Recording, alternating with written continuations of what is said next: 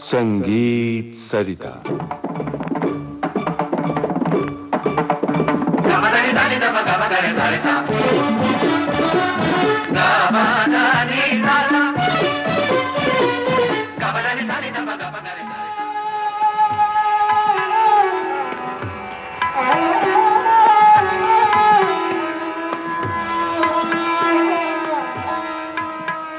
श्रोताओं नमस्कार। मेरी संगीत यात्रा ज्येष्ठ और विद्वान सारंगी वादक पंडित राम नारायण द्वारा प्रस्तुत इस श्रृंखला की ये है अगली कड़ी। संगीत सरिता के मित्रों, एक दफ़ा फिर मैं आपको कुछ बातें बताना चाहूँगा। हम जिक्र कर रहे थे यूरोप में सारंगी को किस तरह से सुना और मुझे उनसे क्या मिला। तो मैं यहाँ कहना चाहूँगा, शास्त्रीय संगीत चाहे हिंदुस्तानी हो या बाहर का वेस्टर्न म्यूज़िक हो, वहाँ के लोगों को इसकी शिक्षा शुरू से ही शुरू हो जाती है। इसीलिए मैंने जैसे कहा कि मैं बड़े बड़े राग बजाता था वहाँ पर, और मेरे भाई साहब चतुरलाल जी ने कहा कि मुझे सुनाना। तो इसका मतलब यही था कि उन्होंने इस बात को समझ लिया था, भाई साहब ने, कि यहाँ के लोग अच्छी चीज़ को पहचान जाएंगे। और उसका कारण ये है कि उनकी शिक्षा होती है संगीत के बारे में, जो स्कूल से शुरू हो जाती है। तो हम जब थोड़ा सा उनको एक्सप्लेन करके कि ये राग है, इसकी आरोह अवरोह इस तरह से है और इस ताल में निबद्ध है, तो उनको कोई तकलीफ नहीं होती वो समझने में। रही इंटोनेशन की बात, सुर और बेसुर, ये भी उन लोगों को बहुत अच्छी तरह से पता लग गया कि वेस्टर्न स्केल और इंडियन स्केल सारेगामा पाधा निसा की उत्पत्ति कैसे हुई है और वहाँ का दो रे मी फा सोले सी दो कैसे बना। तो ये सारी इन्फॉर्मेशन के साथ उनके कान बड़े ट्रेंड हो गए सुनने के लिए। और यही वजह कि मैंने जब अच्छा बजाना चाहा तो यूरोप चला जाता हूँ, क्योंकि वहाँ पर मुझे इस बात की गारंटी होती है कि टेक्निकली, टोनल क्वालिटी वाइज, ताल के विषय में और क्लियर टोन और बोइंग टेक्निक, ये सारी चीज़ें हैं वो लोग मिस नहीं करते। हर एक पॉइंट में वो समझते हैं और वो एप्रिशिएट करते हैं। ये है यूरोप की ख़ास बात, क्योंकि उनकी ट्रेनिंग होती है। यहाँ हमारे यहाँ पर म्यूज़िक को खाली सुना जाता है और समझने की कोशिश नहीं होती। और जैसे मैंने पहले कहा कि एक परंपरा ये रही है कि किसी चीज़ को डीपली सोचने की या एक्सेप्ट करने की पावर हमारे में नहीं है। सारंगी तो एक कॉम्प्लीमेंट इंस्ट्रूमेंट है, इसको सोलो क्यों बजाया जा रहा है। कुछ लोगों ने इस बात को लेके भी मुझसे कुछ बातचीत उनकी होगी। तो दो ही चीज़ें होती, या तो मैं गुस्से में आके बजाना बंद कर दूं, या वो गुस्से में आके मुझे सुनना बंद कर दे। तो ये मेरे साथ इसलिए नहीं हुआ कि मैं करेक्ट जगह पहुंच गया था। और मैं ये चाहूँगा कि यहाँ पर जहाँ हम लोग काफ़ी क्षेत्रों में तरक्की कर रहे हैं, संगीत के क्षेत्र में भी कोई ऐसी बात होनी चाहिए जिसकी वजह से हम ये कह सकें कि भारतीय शास्त्रीय संगीत है, ये उपशास्त्रीय संगीत है। संगीत की वेरिएशन तो हज़ारों है ना।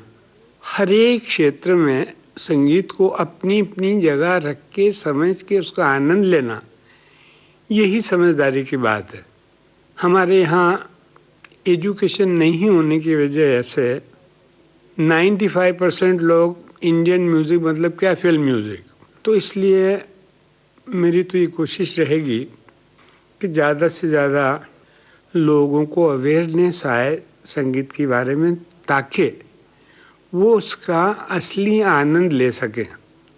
जिन ऋषि मुनियों ने इस क्षेत्र में इतना काम किया है, उनको प्रणाम करके स्वीकार करना चाहिए कि आपने हमें जो भी कुछ दिया है वो बहुत वैल्यूबल है और हम इसकी सेवा करते रहेंगे, तो ये सबसे उत्तम बात है। अब मैं आपको आज फिर एक सुबह का राग है कोमल ऋषभ आसावरी, वो सुनाऊंगा।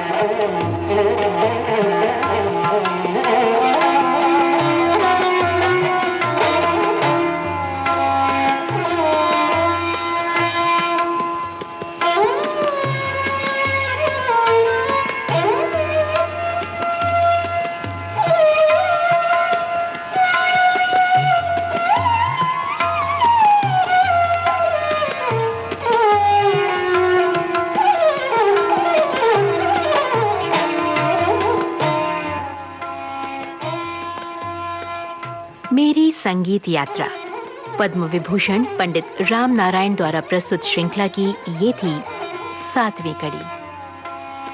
तकनीकी सहयोग विनीता धोलकिया और प्रदीप शिंदे। प्रस्तुति सहयोग वीना राय सिंघानी। प्रस्तुतकर्ता कांचन प्रकाश संगीत।